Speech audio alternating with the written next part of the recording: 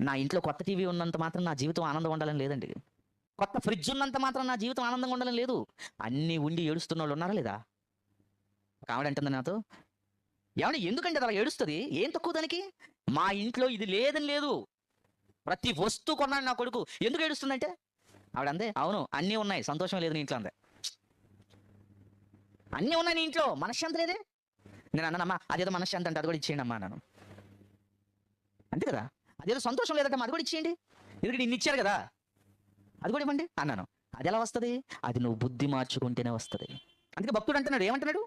దేవా నా యందు శుద్ధ హృదయమును కలగజేయము, నా అంతరంగములలో స్థిరమైన మనస్సును నూతనంగా పుట్టించు, కొత్త మనసు ఇవ్వయ్య నాకు అంటున్నాడు.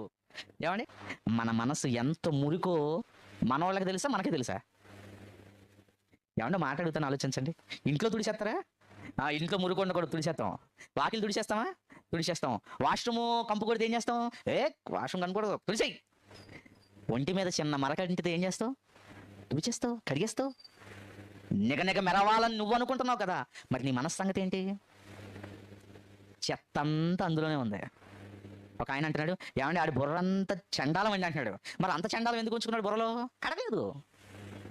ఇల్లు కడగాలనుకున్నాడు, ఒళ్ళు కడగాలనుకున్నాడు, ఇంట్లో కుక్కను కడగాలనుకున్నాడు, మనసును కలగాలనుకోలేదండి. ఎందుకంటే నేను ఎలా ఉన్నా పర్లేదు అనుకుని మనిషి అడ్జస్ట్ అయిపోతున్నాడండి. కానీ భక్తుడు అలా అనట్లేదు. అయ్యా నూతన హృదయం నాకు ఇవ్వు, క్రొత్త మనసు నాకు ఇవ్వు. దేవుడు కూడానండి కాలాన్ని మారుస్తూ పరిస్థితులు మారుస్తూ నీకు ఎందుకు చూపిస్తున్నాడు తెలుసా? ఒక మార్పు నీ కళ్ళ ముందు ఎందుకు చూపిస్తున్నాడు అనుకున్నావు? నువ్వు మారాలి, నీలో పాతవి పోవాలి.